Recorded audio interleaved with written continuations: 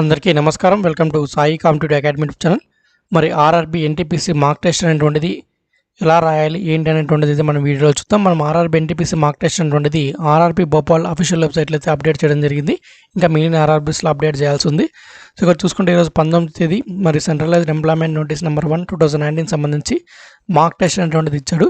So టోటల్గా ఇక్కడ మీకు 100 క్వశ్చన్స్ ఉంటాయి. సేమ్ మీకు ఎగ్జామ్లో ఎలా ఉంటుందో అలాగనే ఇక్కడ మీకైతే మార్క్ టెస్ట్ ఉంటుంది. క్వశ్చన్స్ కూడా 100 క్వశ్చన్లు ఇచ్చాడు. మామూలుగా మార్క్ టెస్ట్ అంటే ఒక 3-4 క్వశ్చన్స్ తీసుకొని అవే రిపీట్గా ఇచ్చేవాడు. కాకుంటే ఈసారి ఏం చేశారంటే ఈ మార్క్ టెస్ట్లో ఒరిజినల్ ఎగ్జామ్ ఎలా ఉంటుందో అలా ఇచ్చాడు, డైరెక్ట్ క్వశ్చన్స్ కూడా. సో నేను మళ్ళీ మీకు ఈ వీడియో అనేటువంటి ఇన్స్ట్రక్షన్స్ అన్నీ కూడా ఇస్తాను. నెక్స్ట్ వీడియోలో వాడు ఇచ్చినటువంటి మార్క్ టెస్ట్ పేపర్ ఏదైతే ఉందో దానికి కీ అనేటువంటిది మీకు చెప్పడం జరుగుతుంది. మీకు జనరల్ అవేర్నెస్ కానీ, మ్యాథ్స్ కానీ, రీజనింగ్ కానీ అన్నీ కూడా ఆన్సర్స్ చేసి మీకు కీ అనేటువంటిది ఇవ్వడం జరుగుతుంది. సో ఇప్పుడైతే మనం మార్క్ టెస్ట్ ఉంటుంది ఎలా రాయాలంటే చూద్దాం. నేను డైరెక్ట్గా వీడియో కింద డిస్క్రిప్షన్లో లింక్ ఇస్తాను. ఆ లింక్ క్లిక్ చేస్తే ఈ విధంగా డైరెక్ట్గా ఎగ్జామినేషన్ పేజ్కి వచ్చేస్తారు మీరు. సో ఈ విధంగానే మీకు అక్కడ ఎగ్జామినేషన్ కూడా ఉంటుంది. ఇక్కడ మీ ఫోటో కనిపిస్తుంటుంది. ఇక్కడ వచ్చేసి మీ పేరు ఉంటుంది. సబ్జెక్ట్ పేరు వచ్చేసి ఎన్టీపీసీ స్టేజ్ 1 అనేటువంటి పేరు ఉంటుంది. తర్వాత ఇక్కడ సిస్టమ్ నెంబర్ అనేటువంటిది మీకు అక్కడ ఏదైతే ఉంటుందో అది ఉంటుంది. తర్వాత మీ లాగిన్ ఐడి అనేటువంటిది మీ రిజిస్ట్రేషన్ నెంబర్గా ఉంటుంది. పాస్వర్డ్ వచ్చేసి మీ డేట్ ఆఫ్ బర్త్ అండి. మీకు ఆల్రెడీ మెయిల్స్ కూడా వచ్చాయి. సో మీకు అలాగే హాల్ టికెట్లు కూడా ఇవ్వడం జరుగుతుంది. మీ యొక్క ఈమెయిల్ అంటే పాస్వర్డ్, యూజర్ ఐడి. సో అక్కడ ఒకవేళ మారైనా మారచ్చు. కాబట్టి యూజర్ ఐడి, పాస్వర్డ్ అనేది మీకు అక్కడ ఇన్స్ట్రక్షన్స్లో ఇస్తారు. అంటే మీకు ఎగ్జామ్కి వెళ్ళిన తర్వాత వాళ్ళు చెప్తారు. సో దాన్ని బట్టి మీరు ఎంటర్ చేయాలి. తర్వాత సైన్ ఇన్ అనేటువంటిది టైమింగ్ పడుతూ ఉంటుంది కింద మనకు ఎగ్జామ్లో అయితే మెయిన్ ఎగ్జామ్లో. ఆ టైమింగ్ అయిపోయేసరికి మనకు సైన్ ఇన్ అనేటువంటిది ఇక్కడ స్క్రీన్ మీద డిస్ప్లే అవుతుంది, క్లిక్ ఆన్ సైన్ ఇన్ అని. సో అప్పుడు మీకు సైన్ ఇన్ చేయాలి. సో మీకు అక్కడ ఇన్విజిలేటర్స్ అనే వాళ్ళు ఇన్స్ట్రక్షన్స్ ఇస్తూ ఉంటారు మీ ఎగ్జామ్ హాల్లో. సో ఇప్పుడు ఇలా సైన్ ఇన్ చేస్తాము. సైన్ ఇన్ చేయగానే ఇలా మనకు మొదట ఇన్స్ట్రక్షన్స్ అనేటువంటివి కనిపిస్తాయి. సో మీకు ఇన్స్ట్రక్షన్స్ అనేటువంటిది అన్ని లాంగ్వేజెస్లో, సో ఆల్మోస్ట్ ఇక్కడ చూసుకుంటే దాదాపుగా మనకు 18 లాంగ్వేజెస్ దాకా ఉన్నాయి ఇక్కడ. సో 15 లాంగ్వేజెస్ అయితే మనకు ఉంది ఇక్కడ చూసుకోవచ్చు. 15 లాంగ్వేజెస్లో ఉన్నాయి. సో తెలుగు కూడా మనకు ఉంది. సో తెలుగులో అయినా సరే మీరు ఇన్స్ట్రక్షన్స్ అనేటువంటివి చదువుకోవచ్చు. సో ఇన్స్ట్రక్షన్స్ అనేటువంటిది మీరు తెలుగులో అయినా సరే చదువుకోవచ్చు. ఇక్కడ ఉండే ఇన్స్ట్రక్షన్స్ మీకు చెప్తారు ఇన్స్ట్రక్షన్స్ చదువుకోమని. లాస్ట్ సైన్ ఇన్ తర్వాత ఇంకా మీ ఎగ్జామ్ స్టార్ట్ అవ్వడానికి 10 minutes అలా ఉంటుంది. సో మీరు ఇన్స్ట్రక్షన్స్ అనేటువంటిది ఏ లాంగ్వేజ్లో అయినా చదువుకోవచ్చు, మీ ఇష్టం అది. సో ఇలా ఇన్స్ట్రక్షన్స్ అనేవి చదువుకుంటూ వెళ్ళి నెక్స్ట్ మీద క్లిక్ చేయాలి. నెక్స్ట్ మీద క్లిక్ చేసేసి తర్వాత ఇక్కడ ఐ హ్యావ్ రీడ్ అనే టిక్ మార్క్ అనేది పెట్టాలి. సో మీకు ఎగ్జామినేషన్ హాల్లో ఏం చేస్తారంటే న్యూస్ లెటర్లు మీరు మళ్ళీ టిక్ మార్క్ పెట్టడం అనేసి డైరెక్ట్గా లాగిన్ కొట్టగానే టిక్ మార్క్ పెట్టండి అనేటువంటిది మనకు అరిచి చెప్తూ ఉంటారు. సో మీరు అలా టిక్ మార్క్ పెట్టేసి ఇంకా మిగిలిన టైంలో I am ready to begin అనేటువంటిది మీరు కొట్టకూడదు. ఇప్పుడే మీరు కొట్టినా కూడా అక్కడ ఎర్రర్ చూపిస్తుంటుంది. మీకు వాళ్ళు చెప్పేంత వరకు మీకు స్క్రీన్ మీద డిస్ప్లే అవుతుంది క్లిక్ ఆన్ లాగిన్ అని. సో అప్పుడు మాత్రమే మీరు ఎంటర్ చేయాలి. అంతవరకు మీరు ఎంటర్ చేస్తే కూడా అది లాగిన్ అవ్వదు, టైం అయ్యింది కాబట్టి. ఇంకా సో మెయిన్ ఎగ్జామ్లో నేను చెప్తున్నది. సో ఇక్కడ ఇలా ఉంటుంది. సో మీరు ఇన్స్ట్రక్షన్స్ ఏంటంటే ఏ లాంగ్వేజ్లో చదువుకోవచ్చు ఇక్కడ ఉన్న లాంగ్వేజ్లో. నెక్స్ట్ ఇప్పుడు మీరు ఎగ్జామ్ రాయబోయే లాంగ్వేజ్ మనకు తెలుగులో కూడా ఎగ్జామ్ ఉంటుంది, డోంట్ వరీ. సో ఇక్కడ చూస్ డిఫాల్ట్ లాంగ్వేజ్ అంటే మనకు ఇక్కడ కూడా 15 లాంగ్వేజ్ ఉంటాయి. సో ఇక్కడ మీరు ఏ లాంగ్వేజ్ సెలెక్ట్ చేసుకుంటారో క్వశ్చన్స్ అన్నీ కూడా అదే లాంగ్వేజ్లో డిస్ప్లే అవుతాయి. మీరు ఇంగ్లీష్ సెలెక్ట్ చేసుకుంటే అన్ని ఇంగ్లీష్లో వస్తాయి. ఒకవేళ సెలెక్ట్ చేసుకుంటే అన్ని తెలుగులో వస్తాయి. సో ఒకవేళ మీరు మధ్యలో ఎగ్జామ్లో ఇప్పుడు ఇంగ్లీష్ సెలెక్ట్ చేసుకుని తెలుగులో క్వశ్చన్ చూడాలనుకున్నా కూడా చూడొచ్చు, నో ప్రాబ్లం. కాబట్టి మీరు మెయిన్గా ఎక్కువ క్వశ్చన్స్ ఏమిటిలో చూడాలనుకుంటున్నారో మొదటగా అది నిర్ణయించుకొని తీసుకోండి. ఎందుకంటే మీరు ఇంగ్లీష్ తీసుకొని క్వశ్చన్స్ అన్నీ కూడా తెలుగులోకి మార్చుకోవాలనుకుంటే ఎగ్జామ్ రాసేటప్పుడు అనవసరంగా టైం వేస్ట్ అవుతుంటుంది. సో ప్రతి క్వశ్చన్ మార్చుకోవాల్సి వస్తుంటుంది. కాబట్టి మీకు ఏ లాంగ్వేజ్ ఇంగ్లీష్లోనా తెలుగు మనం రాస్తే ఏపీ తెలంగాణలో తెలుగు లేదా ఇంగ్లీష్ సెలెక్ట్ చేసుకుంటారు. సో మీరు ఏ లాంగ్వేజ్లో ఎగ్జామ్ ప్రిపేర్ అంటే ఆ లాంగ్వేజ్ డైరెక్ట్గా ఇక్కడ సెలెక్ట్ చేసుకోండి. మరి మీరు ఎగ్జామ్ రాసినప్పుడు ఇంగ్లీష్లో కావాలంటే మార్చుకోవచ్చు. నేను ఇక్కడ డైరెక్ట్గా ఇంగ్లీష్ పెట్టాను. ఇప్పుడు ఇలాంటి తెలుగు పెడతాను చూడండి. సో తెలుగు పెడితే మీకు ఒక క్లారిటీ వస్తుంది. తెలుగు పెడతాను, డిఫాల్ట్ ఎగ్జామ్గా తెలుగు పెట్టాను. ఇప్పుడు I am ready to begin కొట్టాను. ఇప్పుడు మీ ఎగ్జామినేషన్ అనేది స్టార్ట్ అయింది. ఇక్కడ మీకు ఎగ్జామినేషన్లో ఇక్కడ క్వశ్చన్ అనేది ఇక్కడ కనిపిస్తూ ఉంటుంది. సో ఇక్కడ మీకు ఒక ప్యాలెట్ లాంటిది కనిపిస్తూ ఉంటుంది. ఆ ప్యాలెట్ వివరిస్తాను. తర్వాత ఇక్కడ మీకు క్వశ్చన్ నెంబర్స్ ఉంటాయి. 100 క్వశ్చన్స్ కదా మనకు ఉండేది. 100 క్వశ్చన్స్ ఇక్కడ ఉంటాయి. తర్వాత సేవ్ అండ్ నెక్స్ట్ సబ్మిట్ ఉంటుంది. సో ఇప్పుడు మనకి ఇలా క్వశ్చన్ నెంబర్ 1 తెలుగులోనే ఉంది, 2 తెలుగులో ఉంది, 3 కూడా తెలుగులో ఉంది. సో అలా మనకు అన్ని క్వశ్చన్లు మనకు వచ్చినటువంటి 100 క్వశ్చన్లు కూడా తెలుగులోనే ఉంటాయి. డిఫాల్ట్ లాంగ్వేజ్ మనం ఏం పెట్టాము, తెలుగు పెట్టాం కాబట్టి అన్నీ తెలుగులో వస్తాయి. మీరు ఈ క్వశ్చన్ ఇంగ్లీష్లో చూడాలనుకుంటే ఏం లేదు, ఇక్కడ వ్యూ ఇన్ అని ఉంటుంది. అక్కడ ఇంగ్లీష్ సెలెక్ట్ చేసుకుంటే ఆటోమేటిక్గా ఆ క్వశ్చన్ ఇంగ్లీష్లో కన్వర్ట్ అయిపోతుంది. సో అలా సెకండ్ క్వశ్చన్ కూడా మనకి ఇంగ్లీష్ కావాలనుకుంటే ఇంగ్లీష్ పెట్టుకోవచ్చు. సో ఇలా మీకు అన్ని తెలుగులో వచ్చేస్తాయి డైరెక్ట్గా. మళ్ళీ అప్పుడు మీరు ప్రతి క్వశ్చన్ ఇంగ్లీష్లో మార్చుకోవాలంటే టైం వేస్ట్ అవుతుంది. కాబట్టి మీరు మొదటగా నిర్ణయించుకోండి, మీరు ఇంగ్లీష్లో రాద్దాం అనుకున్నారా, తెలుగులో రాద్దాం అనుకున్నారా ఎగ్జామ్ ఉండేది.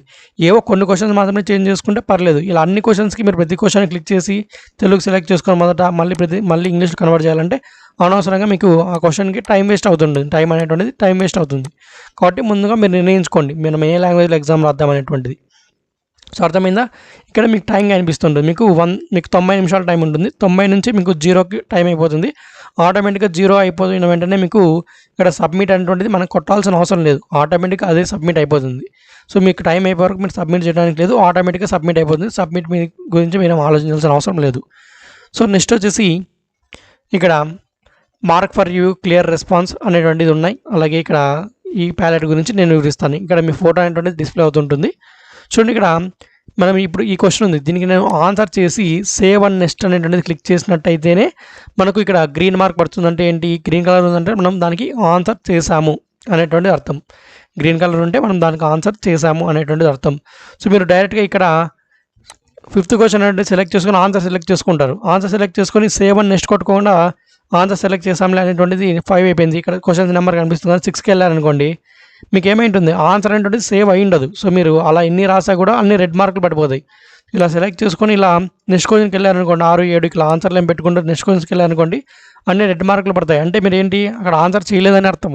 మీరు ఎప్పుడైనా సరే ఆన్సర్ అనేటువంటి చేసిన తర్వాత కంపల్సరీగా సేవ్ అండ్ నెక్స్ట్ మీద క్లిక్ చేయాలి. అప్పుడే మన ఆన్సర్ అనేటువంటి సేవ్ అవుతుంది. చూడొచ్చు, నేను 8వ క్వశ్చన్కి ఇప్పుడు సేవ్ కొట్టాను కాబట్టి గ్రీన్ కలర్లోకి మారింది. కాబట్టి సేవ్ అండ్ నెక్స్టే కొట్టాలి. మీరు డైరెక్ట్ ఇక్కడ ఆన్సర్ సెలెక్ట్ చేసుకొని క్వశ్చన్ నెంబర్ సెలెక్ట్ చేసుకుని వెళ్ళారనుకోండి మీకు అన్నీ కూడా రెడ్ మార్క్స్ పడతాయి. Red marks means not answer, మీరు ఆన్సర్ చేయలేదు, మీ ఆన్సర్ సేవ్ అవ్వలేదని. ఇంకా మీకు ఇలా తెల్ల కనిపిస్తున్నవన్నీ కూడా ఇంకా మీవన్నీ చూడలేదు, ఈ క్వశ్చన్ అన్నీ చూడలేదు అర్థం. ఒకవేళ మీరు మీకు ఈ క్వశ్చన్ అంటే డౌట్ ఉంది, అప్పుడు ఏం చేయాలంటే mark for review and next అని కొట్టారనుకోండి, మీరు నెక్స్ట్ క్వశ్చన్కి వెళ్తారో అది రివ్యూలో ఉంటుంది. అంటే మీకు అర్థం ఏంటి, ఈ కలర్ వచ్చింది ఇప్పుడు, అంటే ఈ 11వ క్వశ్చన్ ఉంటుంది మీరు రివ్యూకి పెట్టారు, అంటే మళ్ళీ చూద్దాంలే అనేటువంటిది రివ్యూ కోసం పెట్టారు. సో అర్థమైందా?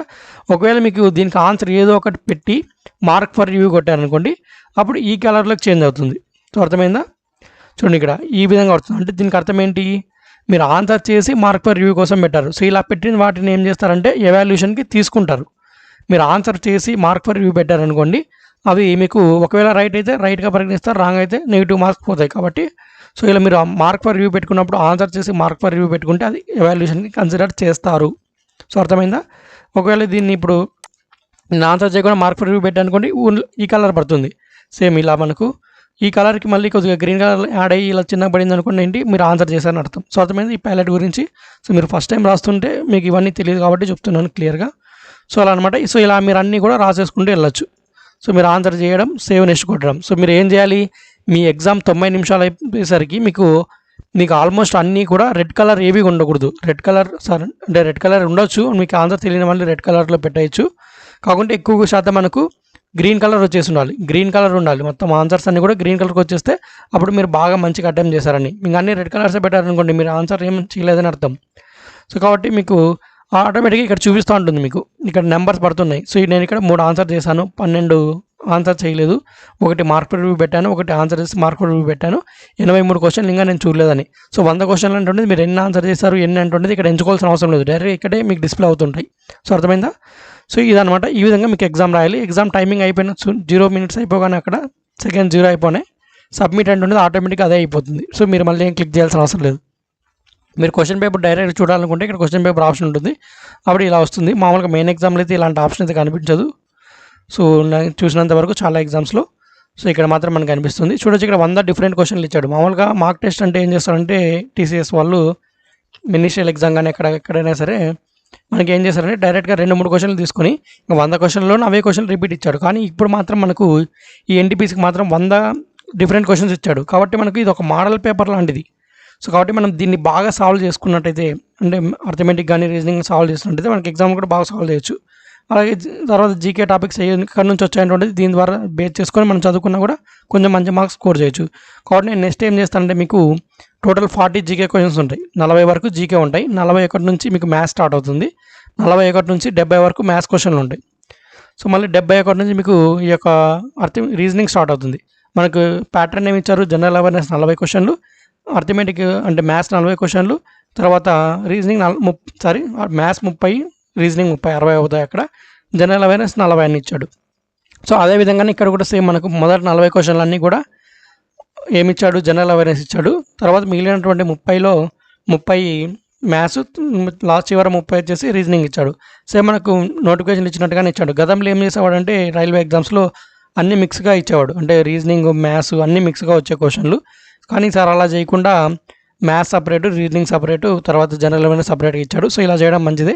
సో మనకి ఇప్పుడు ఉన్నటువంటి మార్క్ టెస్ట్లు చూసుకుంటే సైన్స్కి అయితే ఎక్కువ ప్రాధాన్యత అయితే ఇచ్చినట్టు కనపడలేదు. మామూలుగా రైల్వే ఎగ్జామ్స్లో సైన్స్ క్వశ్చన్లు ఎక్కువ వస్తుంటాయి, కానీ ప్రజెంట్ ఇచ్చినటువంటి ఈ మోడల్ పేపర్లో మాత్రం సైన్స్ క్వశ్చన్స్ తక్కువగా ఉన్నాయి. నేను ఆల్మోస్ట్ అన్నీ చెక్ చేశాను. ఆల్రెడీ నేను ఈ పేపర్ అంతా కూడా సాల్వ్ కూడా చేసేసాను వితిన్ 1 అవర్లో ఉన్నటువంటి టైంలో. సో మీకు ఆన్సర్స్ కూడా నేను చేసి కూడా చూపిస్తాను. మీకు వీడియో సపరేట్ వస్తాయి, జీకే సపరేటు, తర్వాత reasoning separate, arithmetic separate videos వస్తాయి, సాల్వ్ పేపర్. సో మీకు ఎంత యూజ్ అవుతుంది ఎగ్జామ్కి అనేటువంటిది. సో అర్థమైందా? సో ఇలాంటి మీకు అర్థమైంది అనుకుంటా. సో నెక్స్ట్ ఇంకా మనం క్వశ్చన్స్ గురించి వాటి గురించి నెక్స్ట్ వీడియోస్ చేసినప్పుడు సపరేట్గా సబ్జెక్ట్ వైజ్ అప్పుడు మాట్లాడుకుందాం. సో ఇలా మీరు ఎగ్జామ్ మార్క్ టెస్ట్ ఉంటుంది అటెంప్ట్ చేయండి. అంటే ఇప్పుడు అటెంప్ట్ చేస్తే ఏమవుతుందంటే మీకు ఎగ్జామ్లో అక్కడ ఏమి డౌట్స్ రావు. సో ఇక్కడ ఇప్పుడు మీరు అటెంప్ట్ చేయకుండా ఫస్ట్ టైం రాసే వాళ్ళకైతే ఇబ్బంది. ఆల్రెడీ చాలా ఎగ్జామ్స్ రాసిన వాళ్ళకైతే అలవాటు అయిపోయింటుంది, ఎందుకంటే ప్రతిసారి సేమ్ ప్యాటర్న్ కాబట్టి. సో కొత్తగా రాసే వాళ్ళకి మాత్రం ఇది కొత్తగా అనిపిస్తుంటుంది ఆన్లైన్ ఎగ్జామ్ ఉంటుంది. సో ఇదంటే అప్డేట్ అయితే మార్క్ టెస్ట్ సంబంధించి. మరి వీడియో వస్తే లైక్ చేయండి, షేర్ చేయండి. అలాగే ఇంతవరకు మా ఛానల్ సబ్స్క్రైబ్ చేసుకోండి, వెంటనే అయితే సబ్స్క్రైబ్ చేసుకోండి. ఇలాంటి మరిన్ని అప్డేట్స్తో మధ్య మళ్ళీ కలుద్దాం. అంతవరకు సెలవు. జై హింద్.